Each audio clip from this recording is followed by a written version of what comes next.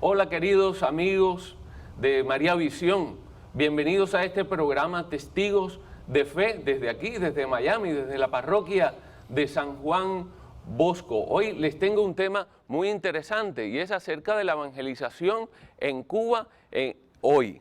Para eso tenemos como invitado al diácono Orlando Fernández Guerra, quien es el director del Departamento de Pastoral Bíblica de la Arquidiócesis de Miami.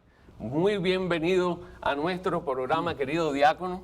Nos agrada mucho que esté aquí con nosotros. Muchas gracias, Joel. También yo estoy feliz de estar hoy aquí con los hermanos de María Visión para compartir sobre este tema tan interesante. Querido diácono, nosotros hemos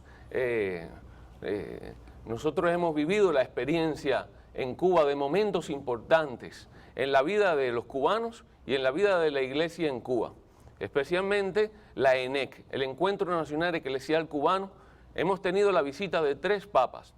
A partir de Juan Pablo II, de San Juan Pablo II, se dio un florecimiento, un renacer, un avivamiento de la fe en Cuba que estaba dormida. No es que haya desaparecido, sino que estaba dormida. Y se siguen haciendo labores de la iglesia para mantener viva la llama de la fe en Cuba. Y usted es un garante, es un evangelizador en Cuba y su trabajo ha ayudado mucho para que esta fe se mantenga. Si puede compartirnos acerca de ese trabajo que usted hace tan maravilloso en las parroquias de la Arquidiócesis de La Habana, por favor.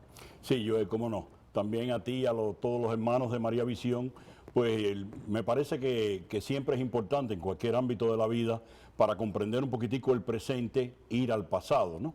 Y no un pasado muy remoto, sino un pasado de alguna manera un poco reciente, de apenas 50 años atrás, 60 años atrás.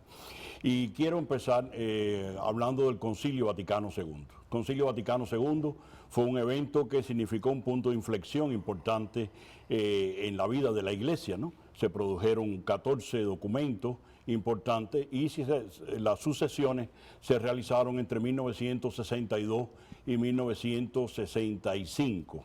De ahí salieron 2 documentos entre todos los demás, de los 14 documentos, que fueron muy importantes para cómo está viviendo la Iglesia hoy.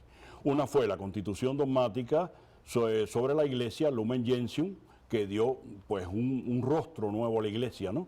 Un rostro nuevo a la Iglesia, toda vez que habían categorías importantes que se reflejaban en ella, ¿no? La concepción de la Iglesia como el pueblo de Dios, como todo un pueblo, el pueblo todo el sacerdotal, etcétera, ¿no? Y el documento sobre la divina revelación Dei Verbum, que tiene que ver con la palabra de Dios y es justamente lo que le da impulso a la pastoral bíblica desde entonces. Ahora bien, hay un momento que es importante tener en cuenta. Los concilios no aparecen así por generación espontánea, sino que llevan un tiempo de preparación y de convocación. Quien convoca este concilio fue el Papa Juan XXIII y lo hizo el 25 de enero de 1959. Justamente 25 días antes había comenzado una revolución comunista en Cuba. Y eso pues trae algunos problemas con todas las iglesias cristianas, no solo con la iglesia católica, sino con todas las iglesias cristianas. La iglesia católica en particular ha tenido siempre, lo tiene aquí en Estados Unidos y en todos los países, obras sociales, ¿no? Tiene su inserción en la educación, en la salud pública, en muchas áreas de la vida social, y eso quedó totalmente deprimido. Y así estuvimos durante más de 20 años, con una pastoral, allá decimos que una pastoral de preservación, de conservación de aquello poco que nos fue quedando, ¿no? Que no fue nacionalizado, que no fue paralizado por el gobierno comunista de La Habana. En el año 1979, Monseñor Azcárate, que entonces era había sido obispo auxiliar de La Habana, inicia un proceso de reflexión eclesial en la iglesia y es cuando comienza a llegar de alguna manera el concilio. Es decir, 20 años después del concilio, la Iglesia Católica en Cuba vivía a espaldas un poquito del concilio todavía, ¿no? Y eso inicia un proceso, este llamamiento de él, un proceso de reflexión que nos lleva al ENEC, ese evento tan importante que tú mencionaste ahorita. ENEC significa Encuentro Nacional Eclesial Cubano, que ocurrió en el año 1986 y del cual salió un documento, ¿no?, que ha sido un referente para la iglesia en Cuba también. Este documento tuvo un trípode muy importante, que es que la Iglesia Católica quería ser una iglesia encarnada, misionera y orante. Es decir, encarnada es cercana al pueblo, sensible con los pobres, con la gente; misionera, una iglesia que se sale hacia afuera. Ahora que el Papa Francisco habla constantemente de una iglesia en salida, pues esta era ya desde el año 86 nuestra proyección, ¿no? Una iglesia que sale, que va a los lugares donde normalmente no estaba la iglesia y que lleva la palabra de Dios allí. Y orante, una iglesia que ora, que pone todo su vida y su quehacer en manos del Señor. Es decir, eso fue importante en Cuba. En el año 92 comenzaron las misiones puerta a puerta, y empiezan a nacer las primeras casas de misión. Una casa de misión es una célula eclesial en el barrio, allí en aquel lugar donde no hay un templo o donde no llegan los sacerdotes, y entonces de alguna manera, pues con un catequista, con un misionero laico, un diácono, una religiosa, pues se reúne una comunidad. Algunas han llegado a convertirse en parroquias, por ejemplo en el barrio de Alamar, un barrio bastante moderno, donde no hay ningún templo, pues hay casas de misión y son las parroquias de esos lugares. Y así la gente se ha ido acercando a la fe. Pero como tú bien dijiste, lo que viene a visibilizar la Iglesia Católica en Cuba fue la visita del Papa San Juan Pablo II, ¿no? Es decir, el pueblo de Cuba descubre que hay una iglesia que no vive en las catacumbas, sino que está ahí. Una iglesia que está ofreciéndose constantemente, que está trabajando, sobre todo con la pastoral bíblica, ¿no?, enseñando la palabra de Dios, etcétera. Y eso significa un paso adelante en este trabajo. Te digo que las casas de misión, nosotros hemos hecho encuestas, y el primer renglón justamente de hacer de las casas de misión es la lectura de la palabra de Dios. Más que la sacramentalización de los que participan y más de cualquier de otra de las dimensiones eclesiales, justamente la lectura de la palabra de Dios. Y la lectura de la palabra de Dios con este método tan cotidiano desde Aparecida hacia acá, que es la lección divina. La lección divina es la lectura orante de la palabra de Dios, y que hace que uno pueda tener un contacto con la palabra como dicha para uno hoy, ¿no? Es decir, es como si al leer uno estuviese leyendo una palabra que el Señor te está dirigiendo a ti. Es decir, Dios no le está hablando a Pedro, a Juan, a Felipe, sino te está hablando a ti, te está interpelando a ti y te está buscando de ti una respuesta. Tú meditas esa palabra, oras esa palabra, contemplas esa palabra, que esos son los 4 pasos fundamentales de la lección divina, y haces que entres en una relación dialogar y espiritual con Dios muy importante, que supone, por supuesto, un crecimiento espiritual. Es muy interesante lo que hablas de las casas de misión, porque precisamente el Papa Juan Pablo II, San Juan Pablo II, en Haití, le decía a los obispos acerca de una nueva evangelización. Luego, en Puebla, en Santo Domingo, en Puebla y en Aparecida, van a salir acerca de las pequeñas comunidades eclesiales de base, un fenómeno que fue muy bueno en América Latina y que en Cuba, como dice el diácono, se ha revitalizado en las casas de misión. Es la iglesia quien llega a ti, es la iglesia quien llega a la persona. Recuerden que en los países donde existe el sistema comunista, la fe se tiende a opacar, se tiende a esconder, a eliminar, pero la fe del pueblo sigue viva. La fe del pueblo, así como el carbón que después de haber estado ardiendo, se mantiene así como que apagado, y usted lo sopla la brasa y se enciende nuevamente. Así que hay muchas personas que tienen miedo o han tenido miedo de acercarse a la iglesia porque no les vaya a afectar en su vida laboral, social y demás. Entonces, la iglesia, ¿qué ha hecho? La iglesia ha ido a los barrios, la iglesia ha ido a los pueblos, y entonces se han hecho lo que antiguamente se conocía como las domus ecclesiae, las iglesias domésticas. Y estas cosas, esta realidad se mantiene en Cuba muy bien, y los párrocos apoyan y el pueblo vive en toda su dimensión cristiana. Sí, muy interesante eso que dice Joel, porque la experiencia de Cuba con respecto a las casas de misión y la experiencia de América Latina con respecto a las casas de misión, pues difiere un poquitico. Es decir, en muchos sitios en América Latina, estas comunidades eclesiales de base tienen una dimensión política, por decirlo, ¿no? Sobre la base de la llamada teología de la liberación. No es el caso de Cuba. En el caso de Cuba han sido auténticas iglesias domésticas, ¿no? Es como una vuelta a los orígenes cuando la iglesia, antes de estar institucionalizada durante el periodo de Constantino, pues se reúne en las casas. Muy bien, muy bien. Hay que darle gloria a Dios, ciertamente por acompañar el proceso de evangelización. Dios nos dijo, les acompañaré con signos. Y también la Virgen María nos acompaña día a día en nuestra iglesia y en toda nuestra labor eclesial, social, junto al pueblo de Dios y todo el trabajo pastoral. Vamos a una pausa y luego regresamos.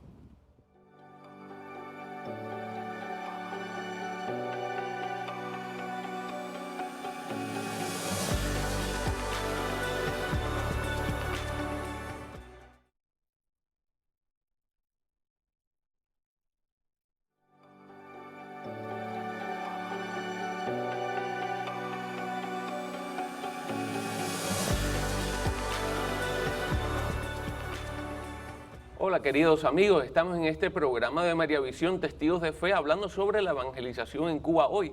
Y para eso estamos hablando con el diácono Orlando Fernández Guerra, quien es el director del Departamento de Pastoral Bíblica de la Arquidiócesis de La Habana. Y hemos estado conversando acerca de las casas de misión, acerca de la labor de evangelización en Cuba. Sí.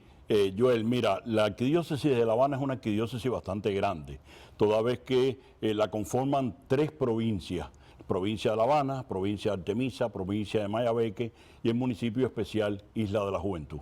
Es una zona densamente poblada, tiene alrededor de 3 millones de habitantes y en ese espacio tenemos unas 85 parroquias, más de 200 comunidades y alrededor de 400 casas de misión.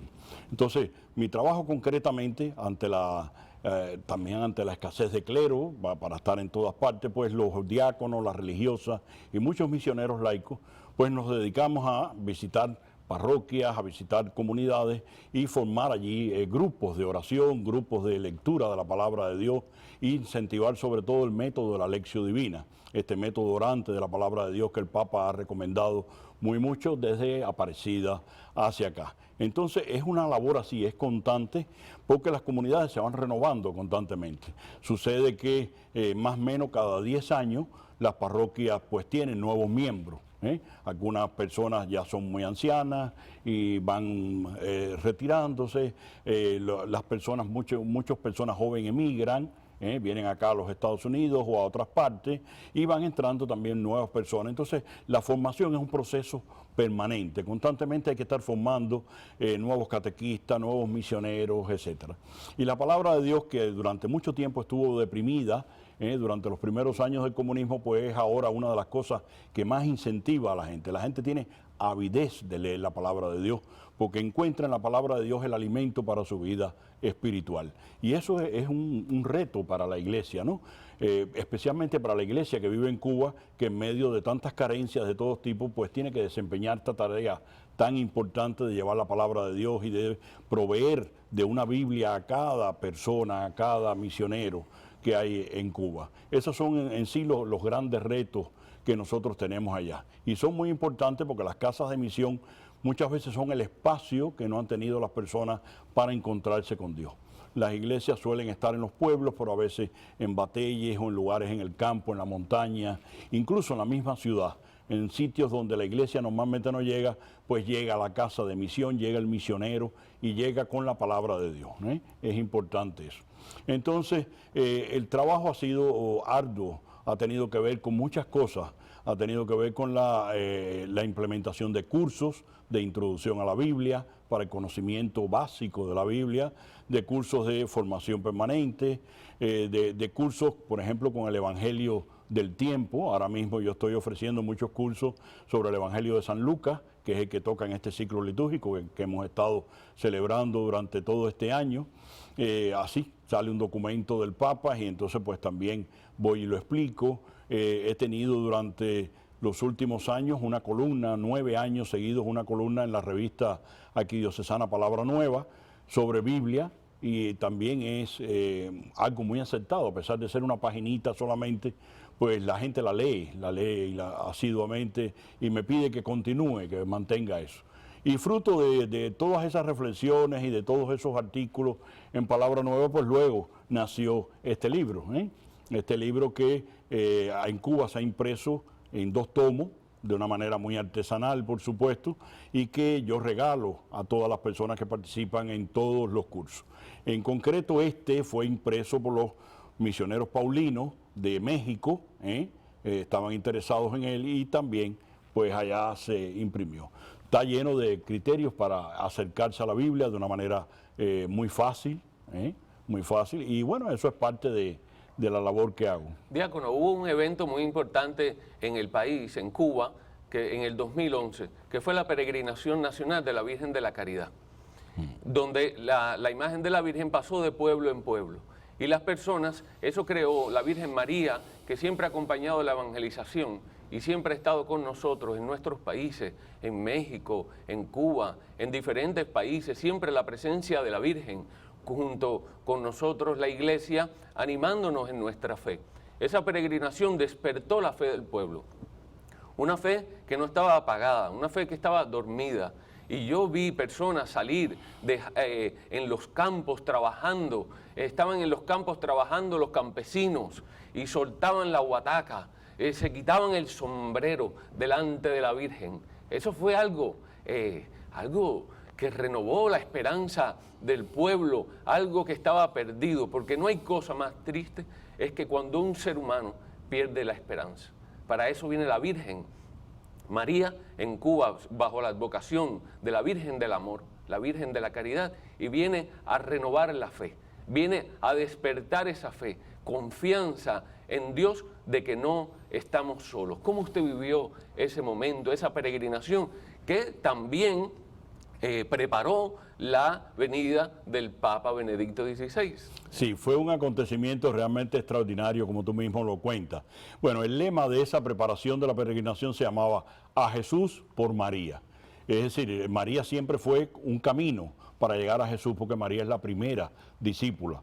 El mismo Evangelio nos dice que María guardaba todas aquellas cosas que le había sido anunciada en su corazón, y ella misma lo comunicó a la Iglesia, y gracias a eso tenemos, por ejemplo, en el Evangelio de Lucas, todas estas historias que nos cuentan sobre el nacimiento del Mesías y la anunciación, etcétera, ¿no? Todas estas cosas que son tan importantes las debe de haber contado la misma Virgen María.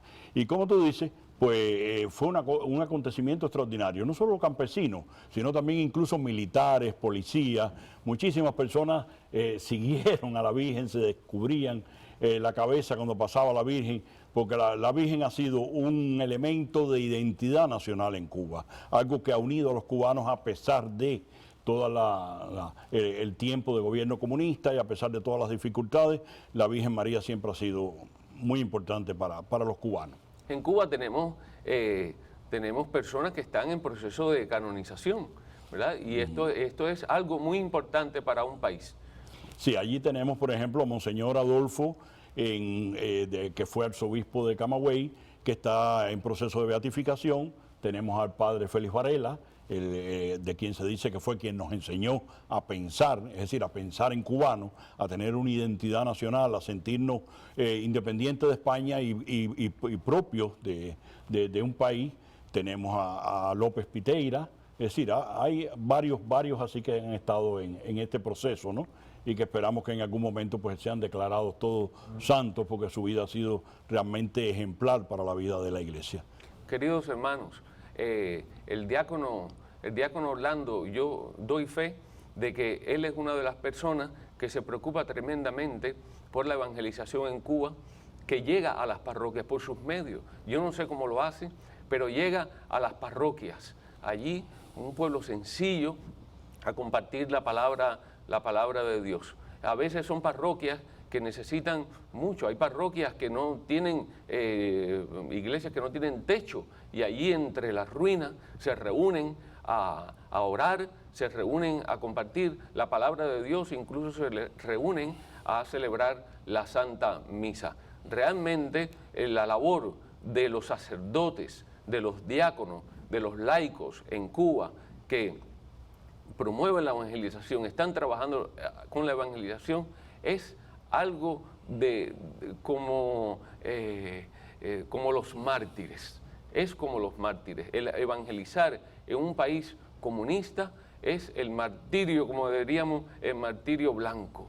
Es un martirio en el sentido de que damos testimonio, porque yo mismo, cuando estábamos en la parroquia de la Caridad, en la parroquia de Santa Bárbara, donde nos tocó compartir, pastorear, estar al lado incluso de aquellas personas que tienen, que están en el sincretismo, que vienen de la religión afrocubana y demás, llevarle el evangelio allí a esas personas. Es una labor fantástica que Dios y la Virgen María nos acompañan siempre. Nosotros le vamos a dejar para que ustedes tengan el número de teléfono del diácono, su correo electrónico, para que ustedes se comuniquen con él. Si usted quiere ayudar a la evangelización en Cuba, él es un puente, él está allí en medio de la realidad cubana, ¿verdad? Y usted puede colaborar con él, comunicarse con él. Si usted quiere ir de misión, pónganse de acuerdo con él y, bueno, que él diga entonces sus contactos, cómo localizarlo y demás. A mí me gustaría iniciar este proceso final con una cita del Evangelio de hoy, justamente. Hoy estamos en la tercera parte del Evangelio de Juan, del discurso sacerdotal del Evangelio de Juan, donde Jesús le dice: Padre, te pido, no por los que ya están, sino por los que te conocerán a través de la palabra. Bueno, el Evangelio es un poquito más largo, pero ese momento es importante, ¿no? Porque Jesús está proyectando hacia el futuro, hacia los discípulos futuros, todos aquellos que vayan a conocerle al Señor a través de su palabra. Mis teléfonos son en Cuba 5236-3763. Ese sería el celular. 5236-3763. Y el teléfono fijo 7797-8046. 7797-8046, poniendo delante el prefijo de Cuba, que es 53, ¿no? Así que ahí en estos teléfonos me pueden localizar para cualquier ayuda, que sea un apoyo para la evangelización en Cuba, las casas de misión, etcétera. Yo estaré muy agradecido y la Iglesia Católica le estará muy agradecido a usted también por su colaboración con nosotros. Y el correo electrónico, aunque va a salir en pantalla, sí, pero si lo puede decir. Mi correo electrónico es orlandofg53@gmail.com. orlandofg, que son mis apellidos, 53@gmail.com. Estoy esperando por usted. Diácono, muchísimas gracias. Gracias a ti, Joel. Gracias a María Visión por esta oportunidad. Bueno, vamos a aprovechar este último momento de despedirnos para pedirle, ya que tenemos un reverendo aquí, diácono, que nos dé su bendición y que la bendición llegue a todos los que están en casa, sobre todo aquellos que están enfermos y aquellos que necesitan de la fe en Cristo. En el nombre del Padre, del Hijo y del Espíritu Santo. Amén. Amén.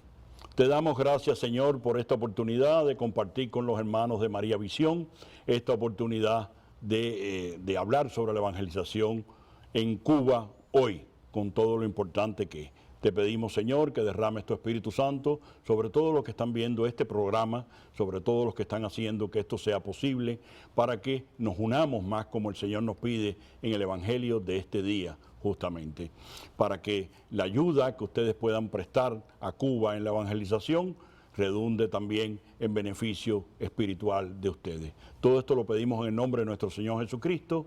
Amén. Amén. Bueno, muchísimas gracias. Gracias a ustedes por prestarnos atención en este momentico que estamos juntos y nos vemos próximamente.